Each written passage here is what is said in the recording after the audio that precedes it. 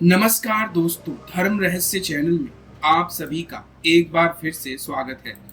आज का ये अनुभव एक साधिका ने भेजा है और उन्होंने इसे प्रकाशित करने के लिए कहा है, जिसमें उन्होंने कहा है कि उनके विषय में कोई जानकारी न दी जाए। तो चलिए जानते हैं इस अनुभव को और पढ़ते हैं इस अनुभव के विषय में। प्रणाम गुरुजी, मेरा नाम शालिनी है।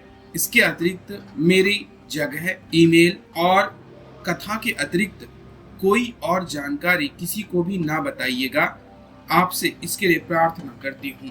गुरुजी, मैंने आपके वीडियो पिछले 3-4 महीने पहले ही देखने शुरू किए हैं। आप बहुत अच्छा काम कर रहे हैं।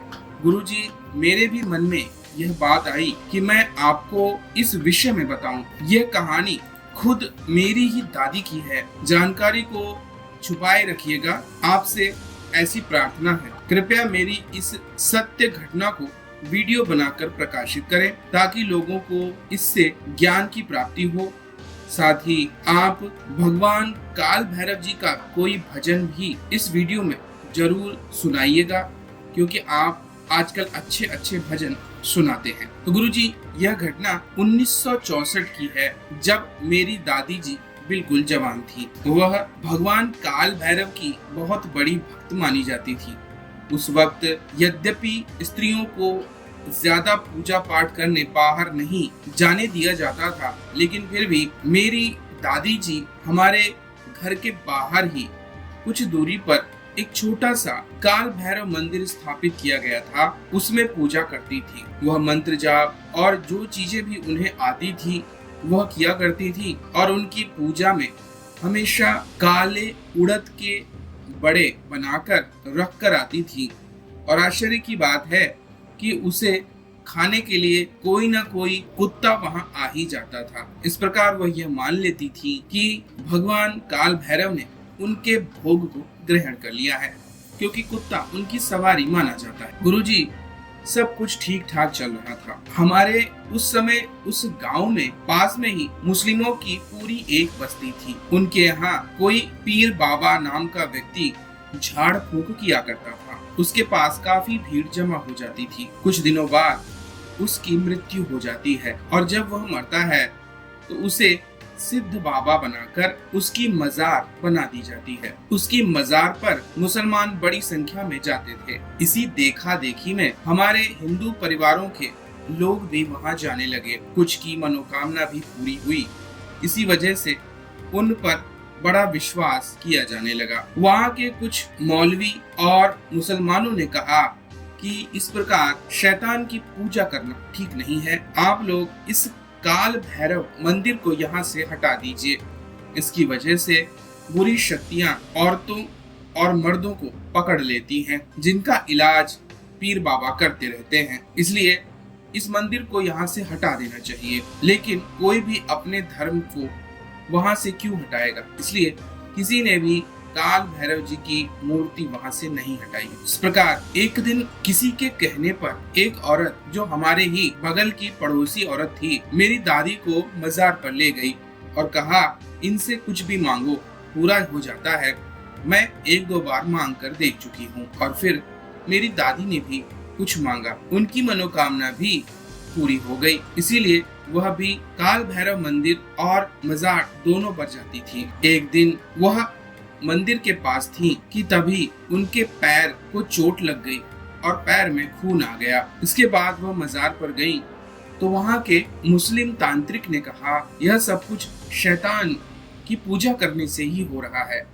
आप लोग मानते ही नहीं हैं, और बुत परस्ती के कारण ऐसी चीजें तो होंगी ही। अब आपके पैर को केवल पीर बाबा ही ठीक कर सकते हैं, और इसके लिए आपको यहाँ 40 दिन तक पूजा करनी चाहिए। उनकी बातों में आकर मेरी दादी जी ने वहाँ पर 40 दिन तक पूजा की। एक रात वह सो रही थी और फिर बहुत जोर से बड़बड़ाने लगी और उनकी तबीयत खराब हो गई। घर वालों ने देखा तो पता चला कि इनके ऊपर कोई ऊपरी साया है। इनकी हालत खराब हो रही है। आसपास के पंडितों को दिखाया पर उन्हें कुछ समझ में नहीं आया, और जब उन्हें पीर की मजार पर ले जाया गया तो फिर वहाँ पर उनके साथ बहुत मात्रा में झाड़ फूक इत्यादि किया गया, लेकिन उससे भी वह ठीक नहीं हुई और इस प्रकार कई दिनों तक चलता रहा। उस वक्त धीरे धीरे करके गांव की कई औरतें उस पीर बाबा की मजार पर जाने लगी थी और देखते ही देखते बहुत सारी औरतें दिमागी रूप से बीमार होने लगी। यह सब कुछ बढ़ने लगा था। इधर काल भैरव मंदिर पूरी तरह सूना पड़ा था। वहाँ कोई भी पूजा करने नहीं जाता था।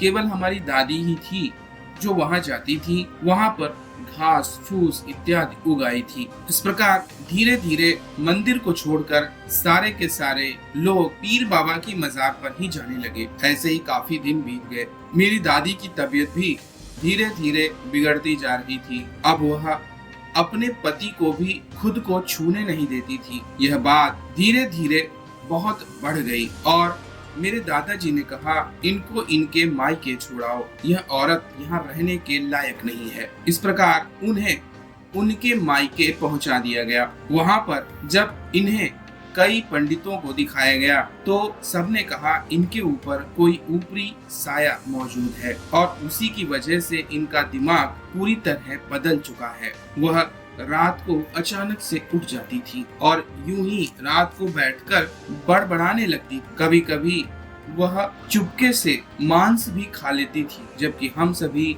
शाकाहारी ब्राह्मण परिवार से आते हैं। इस प्रकार बहुत दिनों तक ऐसा चलता रहा। एक दिन मेरी दादी के पिताजी वहाँ पर बाहर खड़े थे कि वहाँ तभी एक तांत्रिक उस जगह से गुजरा। वह घर को देखकर रुक गया और मेरे उन दादी के पिताजी से कहने लगा, तुम्हारे घर में मुझे कुछ बुरी आत्माओं का साया नजर आता है। अगर तुम बुरा न मानो तो मैं क्या तुम्हारे घर में अंदर आ सकता हूँ? और फिर उसे अंदर लाया गया। जब वह तांत्रिक अंदर आया तो मेरी दादी को देखकर कहने लगा, साया तो मुझे इसी पर दिखाई पड़ रहा है। कई सारी आत्माओं ने इसे घेर रखा है। वह इसका शारीरिक और मानसिक शोषण लगातार कर रही हैं। यह औरत पूरी तरह पागल होकर मर जाएगी अगर जल्दी ही आपने कुछ नहीं किया। मेरी दादी के पिताजी ने कहा, आप जो कुछ करना चाहे कीजिए। मैंने इसे कई जगह दिखाया है लेकिन कोई भी लाभ नहीं हो रहा है। आप मेरी मदद कीजिए। तब उस तांत्रिक ने कहा, मैं इस पर कुछ मंत्रों का प्रयोग करके देखता हूँ। और उन्होंने उसे एक गोल घेरे में बिठाया और फिर मंत्रों का उच्चारण कर पानी के छींटे मारने लगा। तब वह जोर जोर से चिल्लाकर कहने लगी, यहाँ से भाग जा, तू यहाँ पर अपनी ताकत दिखा रहा है। अगर तुझ में दम है तो मेरी जगह पर आकर मुझसे लड़। तब मेरी दादी ने चिल्लाते हुए कहा, उसी स्थान पर जहाँ पीर के रूप में मैं मौजूद हूँ। इस प्रकार वह तांत्रिक समझ गया।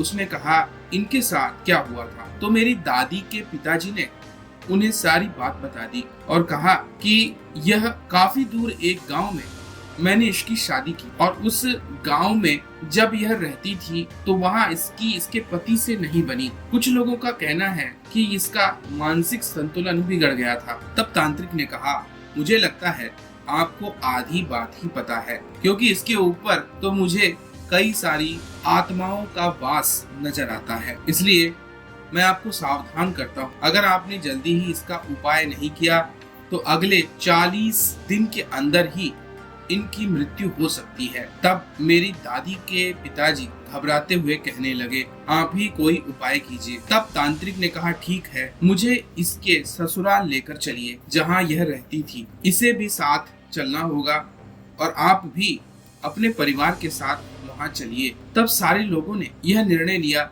कि तांत्रिक की बात सही है और हमें इसे इसके ही ससुराल तक पहुंचाना चाहिए। वहां रहकर ही इसका इलाज करवाना चाहिए और जमाई को भी ज्यादा दिनों तक इस प्रकार परेशान नहीं करना चाहिए। तब मेरी दादी के पिताजी मेरी दादी को लेकर परिवार सहित पहुंच गए। वहां पहुंचकर उन्होंने तांत्रिक से पूजा करने को कहा। तांत्रिक अभी पूजा कर ही रहा था कि मेरी दादी उठकर भागते हुए पीर की मजार पर जाकर बैठ गईं और उससे चिपकने लगी। सारे लोग यह देख रहे थे तो वहाँ के मौलवी लोगों ने पकड़कर उन्हें छुड़ाया। तांत्रिक कहने लगा, इसे मुझे सौंप दो और फिर वह उन्हें लेकर घर वापस आ गया। घर आ ही रहा था कि उस मंदिर के पास मेरी दादी जोर जोर से चिल्लाने लगी। यह बात तांत्रिक समझ गया तो तांत्रिक मंदिर में ही उन्हें लेकर जाने लगा। मेरी दादी बहुत कोशिश की लेकिन तांत्रिक जबरदस्ती उन्हें मंदिर के अंदर ले गया और वह समझ चुका था इस जगह से इनका कुछ विशेष संबंध है। मंदिर की उसने साफ सफाई कराई। तब तक दादी मंदिर में बैठी हुई चुपचाप सारी बातें जैसे सुन रही हों और शांत हो गई थी। उनके हाथों ही काल भैरव की पूजा करवाई गई और उसी दिन चमत्कार घटित हो गया। शाम तक मेरी दादी पूरी तरह ठीक हो चुकी थी। अब मेरी दादी को सारा होश आया और उन्हें अपनी सारी बात याद आई कि 40 दिन की साधना की वजह से ही पीर का पूरा असर उन पर आ गया और प्रेतमात्माओं ने उनका शारीरिक रूप से और मानसिक रूप से शोषण किया था, इसीलिए उनके साथ ऐसा सब कुछ घटित हुआ। उन्होंने पीर की मजार पर जाने के लिए लोगों को मना करना शुरू कर दिया। इससे वहाँ के बहुत सारे लोग उनके शत्रु बनने लगे और उन्हें भला बुरा कहने लगे। तब एक रात उन्होंने बड़ी भयंकर पूजा काल भैरव महाराज की। सुबह तक वह लगातार मंत्रों का जाप करती रही और उस रात जो चमत्कार घटित हुआ आज भी लोग बताते हैं। कहते हैं रात के वक्त जब वह बहुत जोर जोर से मंत्रों का उच्चारण कर रही थी तब उसी काल भैरव प्रतिमा से एक काले रंग का इंसान निकला। वह बड़ी तेजी के साथ उस पीर की मजार की ओर बढ़ा। वहां पर बड़ी जोर से रात को चीर पुकार मच गई। लोगों का कहना है उस रात ऐसा लग रहा था जैसे उस मजार और उसके आसपास बहुत सारी आत्माएं चिल्ला रही हैं। अजीब अजीब तरह की आवाजें निकल रही थी। भयंकर आवाजों के बीच वहां रहने वाले और आसपास के लोग वहां पर सफेद रंग की पोशाक में दौड़ते भागते लोगों को देख रहे थे, जिनको कोई काला पुरुष अपने डंडे से पीट रहा था। पर किसी की हिम्मत नहीं हुई कि उस मजार के आसपास भी जा सके। लोगों ने अपनी आंखों से उस रात वो नजारा देखा था। वहां पर बड़ी भयंकर जैसे कोई युद्ध छिड़ जाता है वैसी लड़ाई हो रही थी। उस काले साये ने सफेद रंग के वस्त्र पहने बहुत सारे उन भूत प्रेतों को बड़ी ही बुरी तरह मारा और पीटा और आखिरकार एक बड़ी तेज आवाज विस्फोट के साथ हुई, जिसको न सिर्फ उस गांव बल्कि आसपास के कई गांवों तक उस आवाज को सुनकर लोग रात में जाग गए थे। ऐसा कहा जाता है वह मजार बीच से टूटकर गिर गई थी, जैसे कि किसी ने उसमें बम रख दिया हो और धमाके के साथ वह टूट गई हो। सुबह के वक्त सब लोग जब वहां पर गए तो मजार और उसके आसपास पत्थरों के बहुत सारे टुकड़े पड़े हुए थे। वह स्थान बुरी तरह टूट फूट चुका था, खराब हो चुका था। तब मुस्लिम लोगों ने सोचा यहाँ पर कुछ गलत अवश्य हुआ है। कई दिनों बाद तक लोगों को वहाँ पर भयानक आवाजें आती रही, इसलिए उस मजार पर जाना सबने छोड़ दिया था और धीरे धीरे करके वह जगह पूरी तरह खंडहर में तब्दील हो गई। उसके बाद फिर वहां पर कोई नहीं गया और इस मंदिर में भी किसी ने उसके बाद फिर पूजा नहीं की। वह पूजा केवल मेरी दादी ही करती रही, उसके अलावा कोई भी पूजा नहीं करता था, क्योंकि इन सब बातों का दुष्प्रचार ज्यादा होता है। मैं आपसे गुरुजी यह जानना चाहती हूँ कि उस रात क्या हुआ था, आपके मुख से सुनना चाहती हूँ और यही सत्य अनुभव मैं बताना चाहती थी जो कि मेरी ही सगी दादी से जुड़ा हुआ था। गुरुजी को प्रणाम और दर्शकों को भी मेरा नमस्ते। तो देखिए यहाँ पर आपकी दादी जी ने रात्रि के समय काल भैरव की सिद्धि प्राप्त की, उनसे प्रार्थना की कि उनके साथ जो कुछ भी बुरा हुआ है उसका वह नाश कर दे और फिर स्वयं काल भैरव जी वहां गए। उन्होंने वहां उपस्थित बहुत सारी प्रेत आत्माओं का नाश किया। उस मजार को और उस पीर को भी उस मजार से उखाड़ कर बाहर फेंक दिया, उन सब का नाश किया। विडंबना यही है कि ऐसी चीजें होने के बावजूद भी आपका वह मंदिर दोबारा स्थापित नहीं किया जा सका, उसका भव्य निर्माण नहीं किया गया और मजार तो काल भैरव जी ने क्रोध में आकर तोड़ ही डाली थी। यही आज की समस्या है, हम विश्वास नहीं कर पाते हैं कि सिद्धि में कितनी शक्ति होती है और उससे क्या क्या किया जा सकता है। यह था इनका अनुभव। अगर आज का वीडियो आप लोगों को पसंद आया है तो लाइक करें, शेयर करें, सब्सक्राइब करें। आप सभी का दिन मंगलमय हो। जय मां पराशक्ति। अब सुनिए इस प्यारे से काल भैरव भजन। धन्यवाद। काल भैरव तुम्हारा रूप विकराल, त्रिशूलधारी खप्पर धारी देते भय पोटाल। ओम भैरवाय नमः, ओम काल भैरवाय नमः। भस्मलिप्त तनु सिर पर चंद्रमा शोभित, कंकाल माला गरल गले शिव साक्षात अमित। महाकाल के अंश तुम रौद्र रूप धरे, भक्तों के तुम पालनहारे संकट सब हरे। ओम ओम ओम भैरवाय नमः, ओम काल भैरवाय नमः।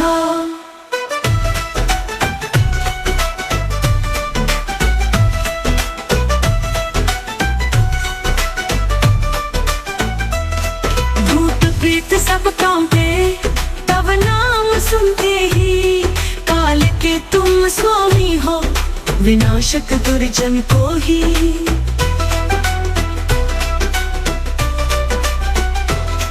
चौसठ योगिन संग तुम्हारे करते तब जयकार, दुष्टों का संहार कर धरती पर उद्धार। ओम भैरवाय नमः, ओम काल भैरवाय नमः।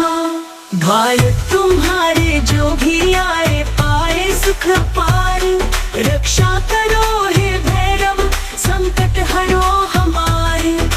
अखंड ज्योति जलती रहे तब मंदिर में सदा, भक्तों के मन में बसो दूर करो हर व्यथा। जय हो काल भैरव तुम्हारा रूप विकराल, त्रिशूलधारी खप्पर धारी देते भय पोटाल।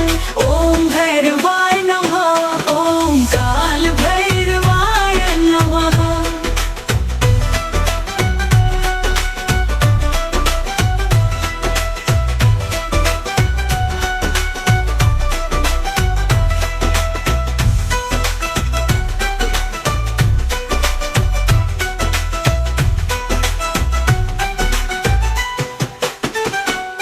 भूत प्रेत सब कांपे तब नाम सुनते ही, काल के तुम स्वामी हो विनाशक दुर्जन को ही। 64 योगिन संग तुम्हारे करते तब जयकार, दुष्टों का संहार कर धरती पर उद्धार। ओम भैरवाय नमः, ओम काल भैरवाय नमः। द्वार तुम्हारे जो भी आए पाए सुख पार, रक्षा करो हे भैरव संकट हरो हमारे। अखंड ज्योति जलती रहे तब मंदिर में सदा,